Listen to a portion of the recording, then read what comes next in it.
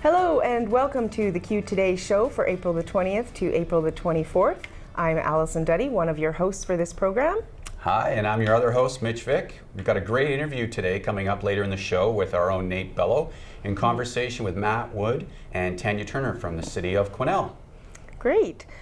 Look forward to that. Yes. And before we get into the news, we would just like to thank you for watching and remind you that our weekday show runs from Tuesday at 5 p.m. until Friday at 8 a.m. and our weekend offering from Friday at 5 p.m. until Tuesday at 8 a.m. And of course, we broadcast daily at 8 a.m., 5 p.m., and 10 p.m.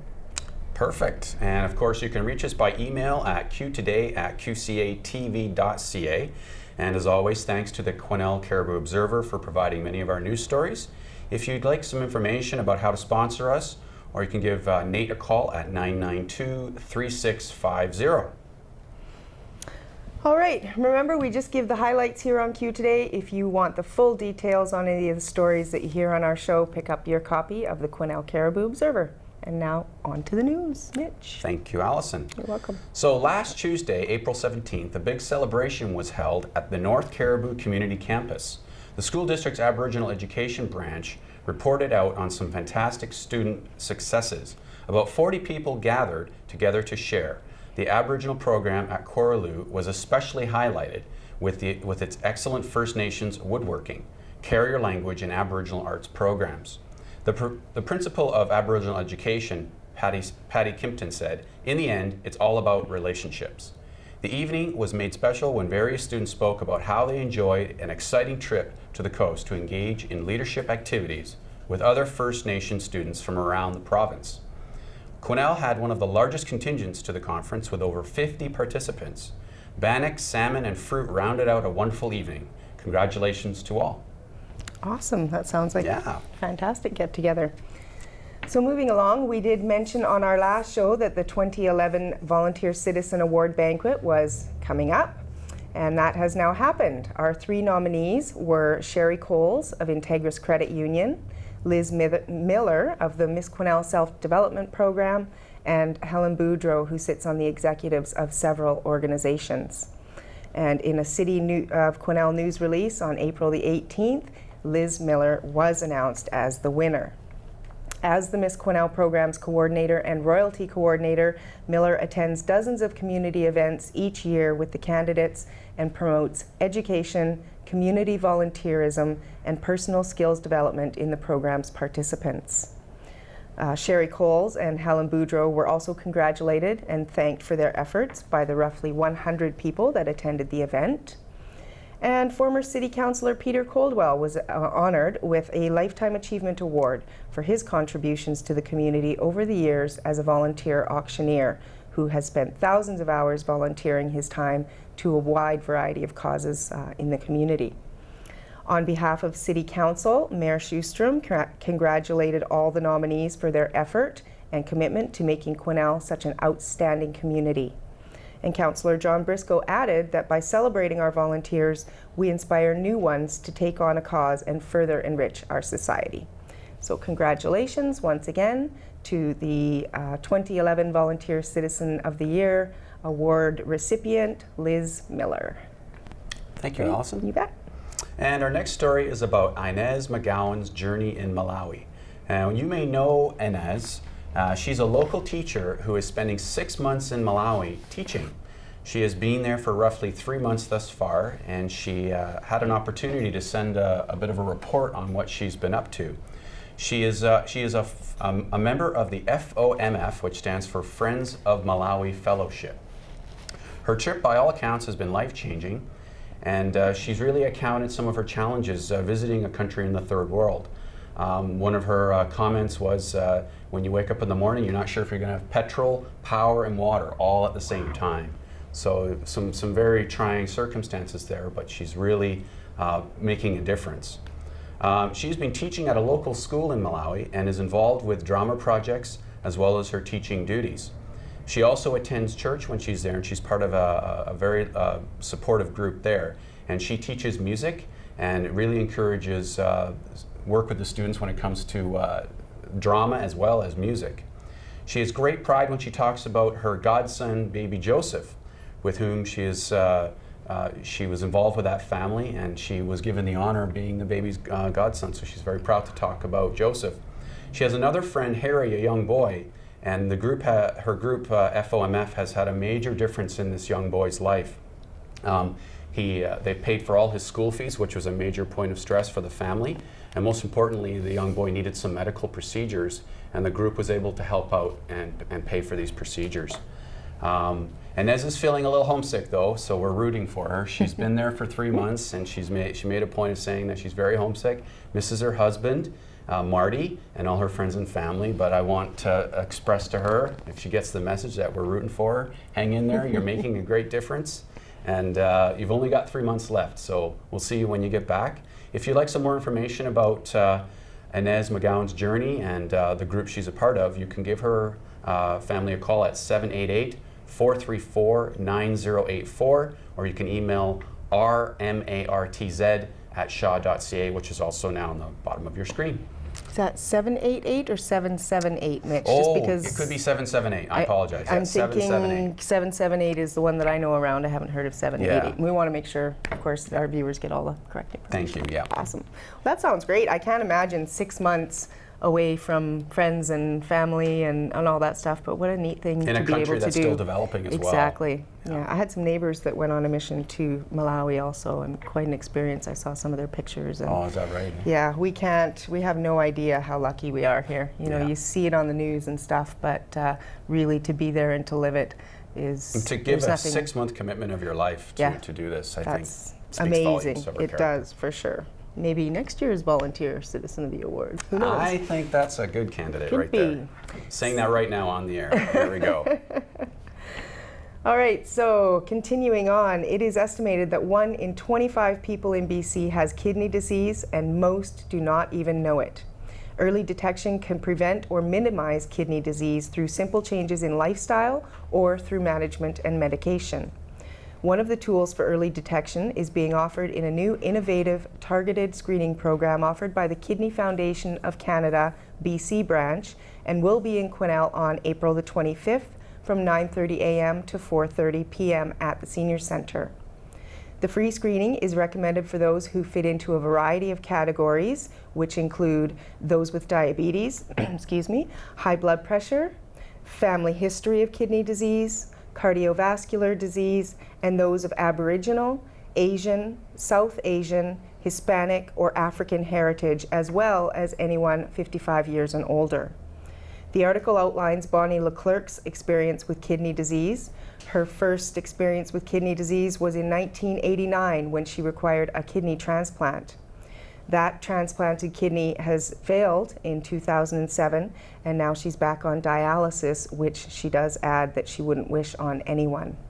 She was told she could still be facing another 4 to 7 year wait for a cadaver transplant, and said for most people who have early diagnosis, successful management is quite possible. During a visit to the screening clinic, individuals will be tested by healthcare professionals for urinalysis, blood pressure, waist circumference and body weight, body mass index, blood glucose, and 2 kidney function tests with their stat sensor machine.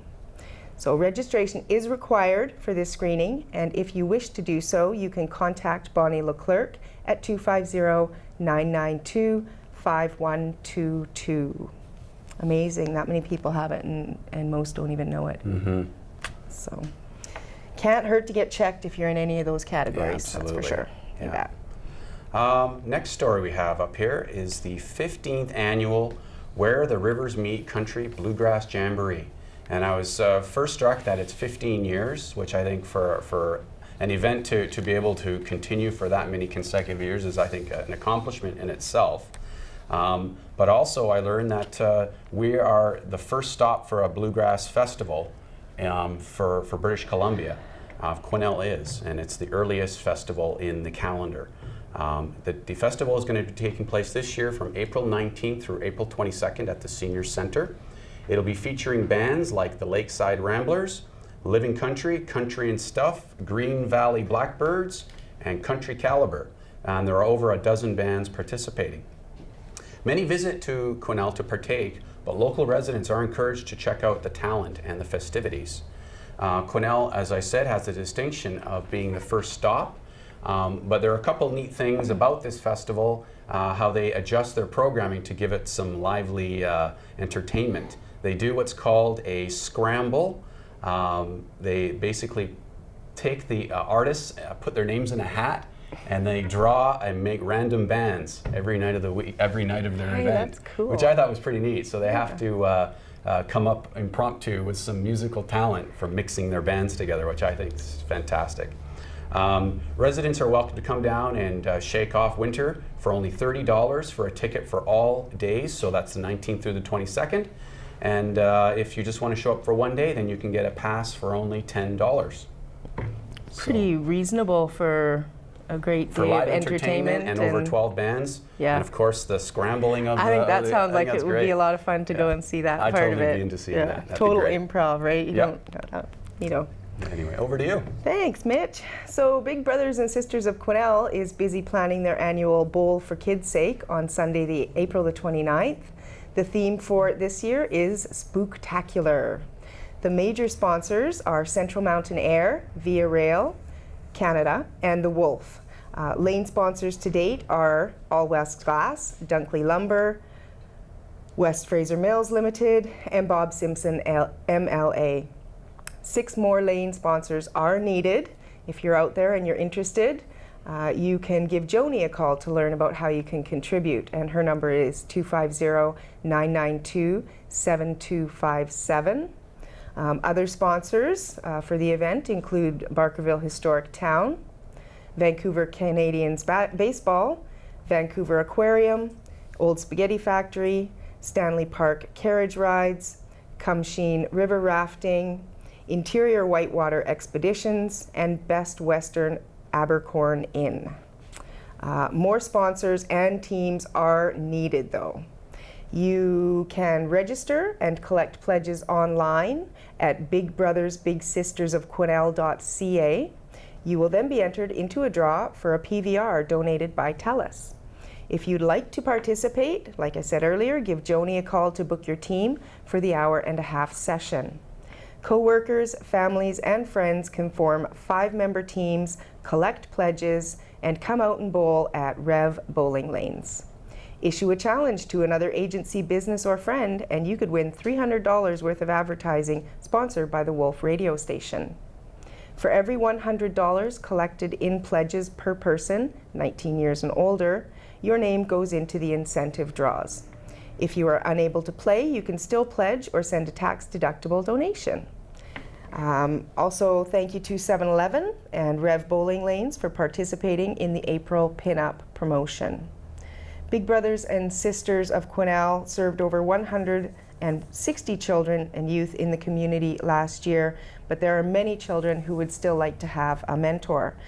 The funds raised from this event help them sustain their mentoring programs. Big Brothers and Sisters received a grant from BMO Financial Group through Big Brothers and Sisters of Canada for our Go Girls Game On programs. And they'll be running the after-school sessions through the next year at various sites. So stay tuned for the WestJet raffle. They'll be starting to sell tickets in April. And again, if you want to sign up as a sponsor or put a team in, you can contact Joni at 250-992-7257.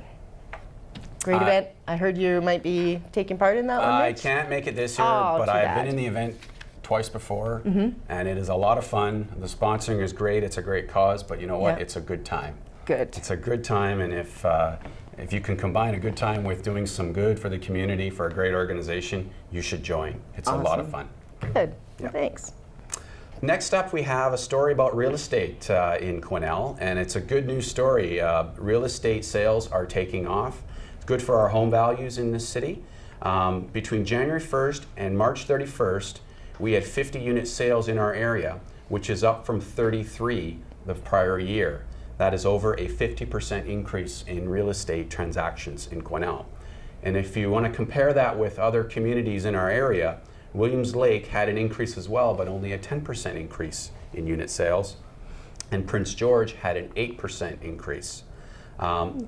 basically, we're doing very well. We're doing better than the average, which I think is great for our area. Very.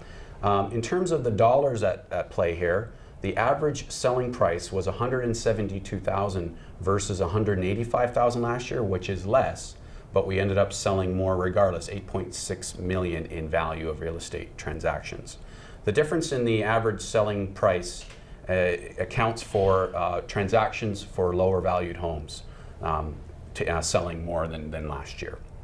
The decrease in inventory for the monthly supply has gone down from 7.1 to 6.5. So there are fewer houses for sale. So basically, what we can interpret from this is that sales are better, and that could be a sign of maybe an improving economy. So it's good news. For sure. Yeah. Always good news. Okay, so as you may know, I know we've talked about it a few times here on the Q Today show, the Canadian Cancer Society is holding its annual Relay for Life event coming up on May the 26th. This week's Caribou Observer recognized another contribution by a local business. Wahiba and Garrett Valthusen of Synergy Life Enhancement are again supporting the relay with a $2,000 sponsor donation. Since 2008, Synergy has provided the Relay for Life with $10,500 in sponsorship, which is fantastic. And it's great to see businesses step up to the plate for such a good cause. I know we've had a couple on the last couple of shows, and every time I open the paper, there's another one. So I bet you Kathy Briggs at the Canadian Cancer Society, who organizes the event, is very happy with this. Yeah, very good. So moving on to sports, we have a story about soccer, sun, and lots of commitment. And what we're talking about here is the European Football Club has encouraged some participation from our area. And 5 local kids and 1 from Williams Lake are going to be heading on to a tour in the Lower Mainland and through California. And this is a big deal because in past, when the European Football Club has passed through town to encourage some support and some participation, in the past we've managed only 1 or 2 young fellas to go and join the squad. This year we have 5 and then 1 from Williams Lake, so more than any other year. Awesome.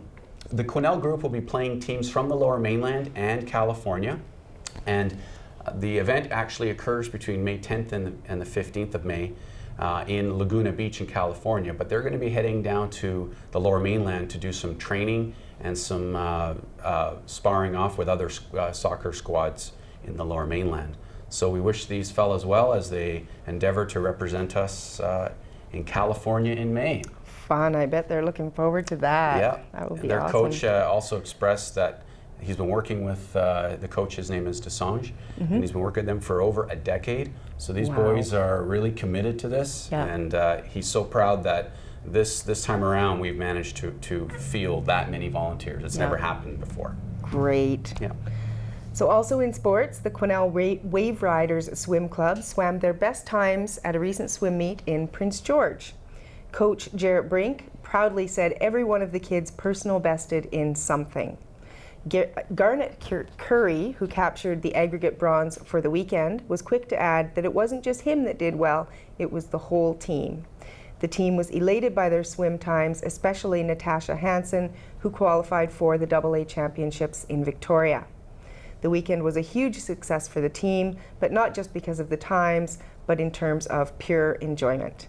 So congratulations to the Wave Riders, another fantastic group of athletes making Quesnel proud. As always, every week we have a great story with sports in this city. Yep, it's fantastic.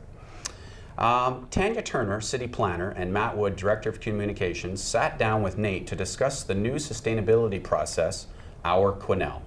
The process wants all of you to become involved. What is sustainability and how can Quesnel attain it? Tanya and Matt discuss a website where you can get involved, as well as a few special events coming up. Now here's Nate in conversation with Tanya Turner and Matt Wood.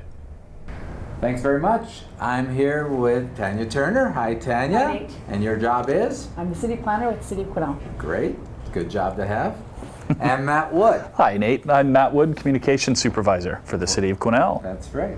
And I'm really happy to have you with me today because we're going to talk about a special process that the city is endeavoring on, a sustainability process called Arquinel, right? That's it. Okay. Before we get to it, congratulations to the city.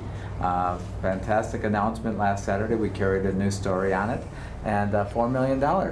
That's great. Really exciting. We had about 100 people out at the Civic Plaza, and the MLA, Donna Barnett, who's the parliamentary secretary for rural communities, came up and handed over, $4 million to the Caribou Regional District. No big check, no big check.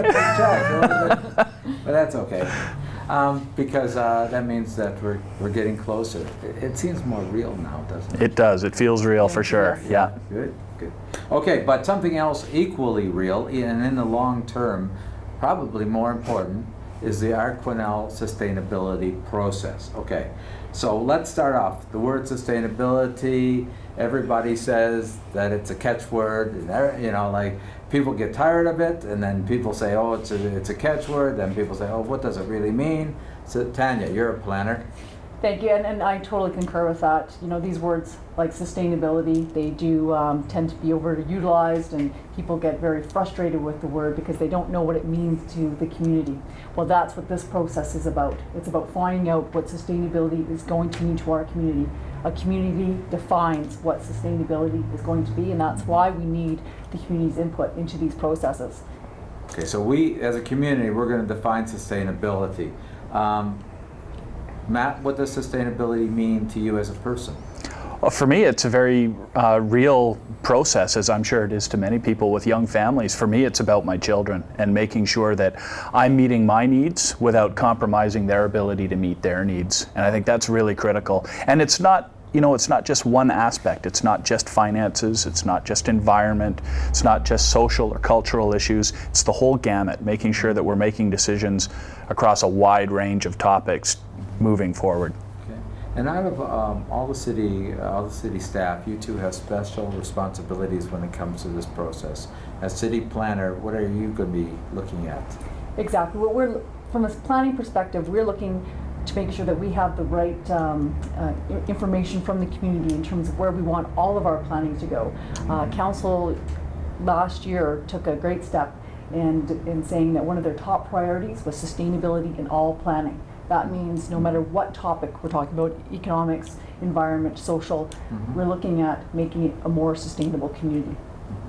And Matt, what aspect are you undertaking? Well, my role is a little different. It's to try and engage the people out there, to get the word out about sustainability, about what that means, and as well to relay information about this process through a wide variety of medium, including Shaw right here. Okay. So I want to go back just a little bit to the word sustainability, because when you said about your children, and I'm going to be a grandfather in just another month or so I could think about my grandchild at this point. It's not just the flavor of the day. It's something that's supposed to be integral to to our future. So how deep does this run? I mean, is there buy-in at the council level? Is there buy-in, do you think, in our community? Well, I think there certainly appears to be. I mean, as Tanya pointed out, just last year, the strategic objectives of council, number one was sustainability in all planning, and that was again reaffirmed this year, and I think that's going to be a real common theme as we move forward. Again, sustainability, taking it beyond the level of being a buzzword or catchphrase, it actually has a real meaning. We're trying to sustain things, the community, our environment, our water, our energy, our culture, our history. It's all needing to be sustained. Okay, so you named a whole bunch of things there, and it sort of environment was just a little bit of, was one of the list. Yeah. I thought environment was like the foundation of all this. No CO2s. What do you have to say to that? Well, you're not alone. That's okay. A lot of people feel that the environment's the big ticket item. And in fact, when I was going through the process of coming up with communications materials to support the project, the first thing I did was an environment poster. Biased, I used my little kid, cute picture. Oh, yeah. But I used that to say, why do I care about the environment? I won't be here in 50 years. Well, she will be. Right. So okay. It's on us to care about it. But you're absolutely right, and Tanya can add to this, it's way more than the environment. It is more than the environment. It's social and economic concerns as well. However, when it comes down to the base level, whenever you dissect anything down to the base level, it becomes very elemental, which means the environment, right? We get back to the water, as Matt was saying, we get back to our energy, we get back to our resources, we get back to the base level in terms of, you know, what decisions we're making that's affecting those decisions, you know, those components in our community. It does come back to the environment quite often, but it's really about making decisions that are taking the economy and the environment and making sure that both things are proceeding in a beneficial way, mutual beneficial way So to each other. I kind of think of it a lot of time about making peace with our surroundings. You know what I mean? It's like, hey, let's calm down, let's deal with what we have in a real way, where we know where resources are, and we have rational thought when we go into any kind of economic development or any kind of social progress. It's all based on that. And it comes back to, taking the other way, it comes back again, when we make decisions for the environment, how is that going to affect us socially? How is that going to affect us economically? So you can twist it on the other end as well. Okay, so you want people to be involved? Okay. Now we want 5,000 people out of the 10,000 in Quesnel. No, we're talking, even though it's Quesnel, let's just talk about that. It's really our whole community, eh? Definitely is. Okay, so the regional district people are definitely wanted to be involved in that. You want them to be involved in this too. Absolutely. I mean, while the city of Quesnel is leading the process a bit, it's not our process. It's sure we're going to end up with a plan that is endorsed by the city of Quesnel and becomes part of our planning process. Right. But it really does belong to the community and the greater community. And Quesnel is one of those areas where, I mean, the service area population, those living outside the boundaries of city of Quesnel outnumber those living within. So absolutely, we need to have those people involved. Okay, and how can they get involved? Well, there's a number of ways. I think the first best place to start is to visit www.rquenel.com. It's got a real breakdown of all the different things that make up sustainability. It's got a little bit of the history. You can go back and read a little bit about what the Sustainability Task Force has been working on over the past year. It's a really good starting point. If you want to go a little bit further and maybe get a little bit more involved, you can check us out on Facebook, facebook.com/ourquenel. You'll be able to find us. We're slowly building our network there. It's new for the city. We haven't done social media before, so we're learning a little bit about that every day. Of course, follow the local media. You know, we really rely on the local media to get our word out. Quesnel is a community that loves to read its newspaper, loves to watch its television, and loves to listen to its radio. Especially Q today. Especially Q today. That's right. So, you know, when I was building so people have to educate themselves. Well, that's the idea that I'm getting. It's just not flippant, like, give me your opinion, ABC, check. No, we want people to get involved. Yeah, there's really no incorrect level of involvement. This is what we sort of determined when we were building all the communications for this, was you can choose to be informed, and that's it. That's great. You can choose to be informed and educated. That's even better. You can choose to participate. Okay. You can choose to be empowered. You can choose to be one of those that we're collaborating with. You can come in at all these different levels, and there's no wrong level. Someone who understands the process and says, that's great, that's good enough for me, that's good enough for us. It's not, thou shalt fill out our survey. Okay. All right, let's talk a little bit about the leadership for this. I'm sure you want the community to lead it, but there are people at City Hall, the mayor, the council. What's the structure like? Who's leading it? Well, our Quesnel task force was set up a couple of years ago. The first couple of years we really did a lot of building in terms of capacity and trying to educate them what sustainability meant, trying to educate ourselves what we thought was going to be able to be workable in the community in terms of what kind of process we should go through. We've ended up here. And the Our Quesnel group is a group that you can find online on the website. You can find out more information on them. Okay, and so that group is chaired, I think, by Ed Coleman, the new councillor. And one thing I was looking at was a quote that Ed thought up of himself, I'm sure, Matt.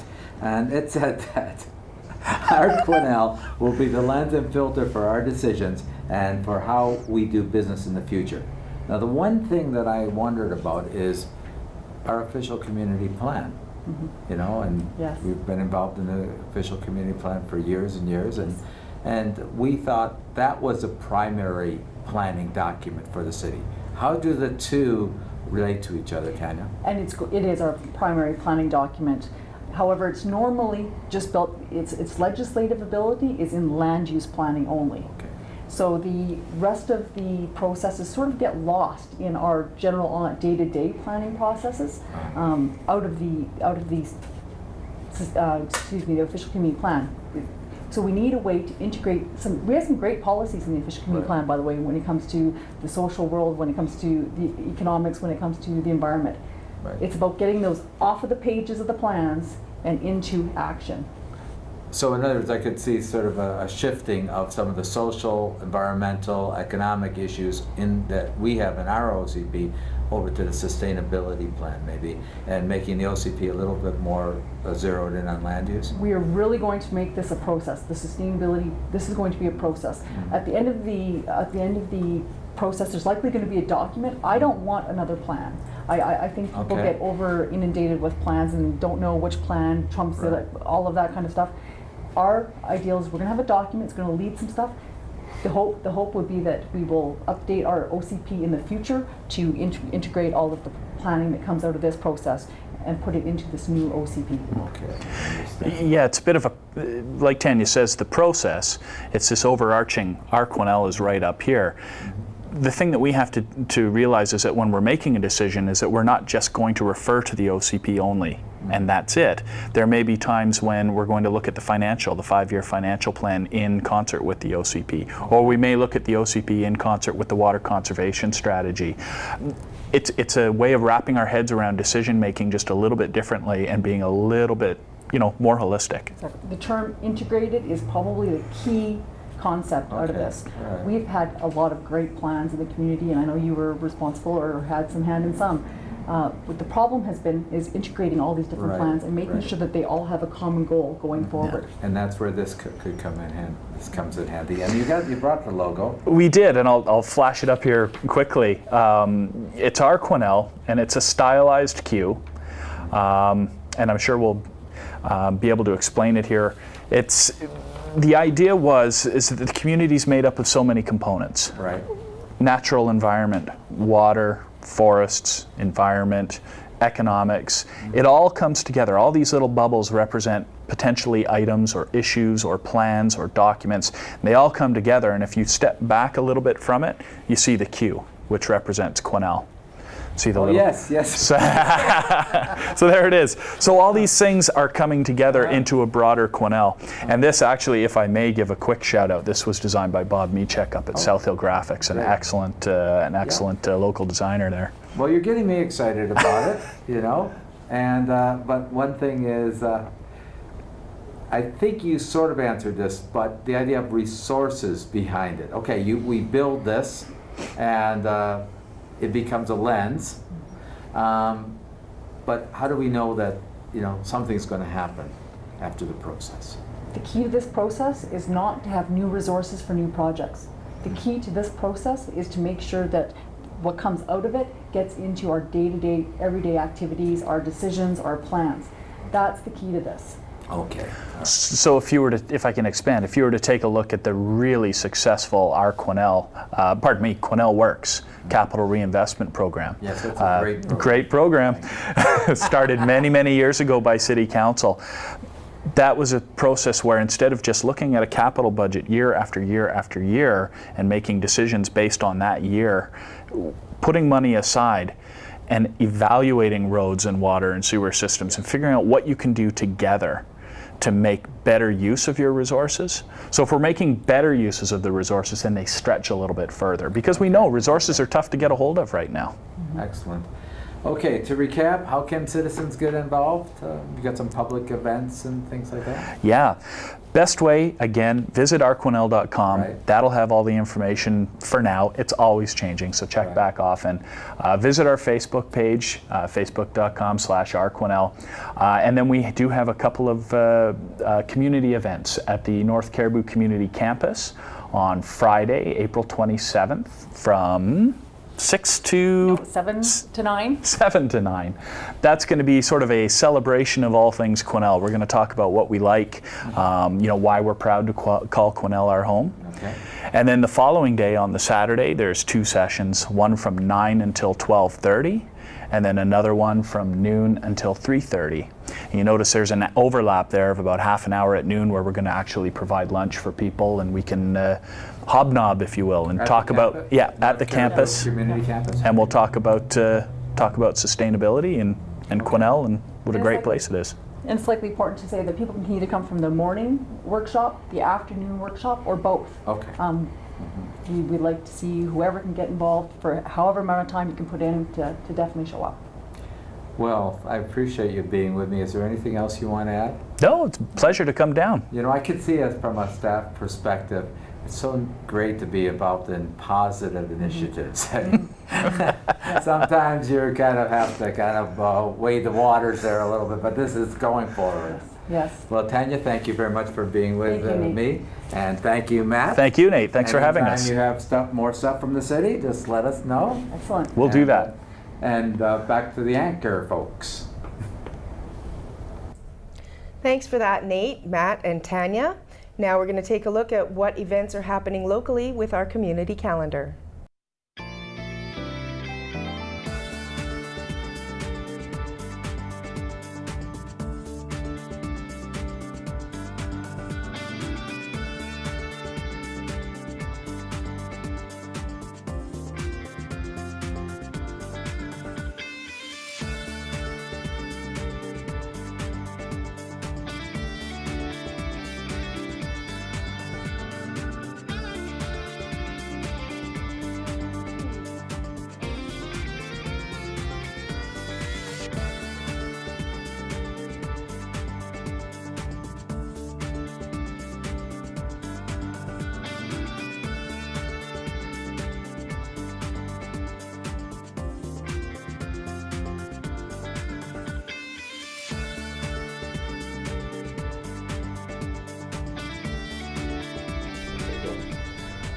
Well, that's it for this show. You can contact us by our new email at qtoday@qcatv.ca to give us feedback or give us a tip on any news you think we should be covering. Or if you'd like to be a sponsor or a volunteer. You can also call Nate at 992-3650 or call the station and leave a message for John McKenzie at 992-8363. And remember, Q Today is produced by QMag, the Quesnel Media Access Group. You can also watch us on the internet on Quesnel Community Access TV. That website is qcatv.ca, and that's run by our colleague and friend Eddie D'Souza. And by the way, this week on qcatv.ca, You're the Star will be featuring a wonderful singer, Steph Onansky.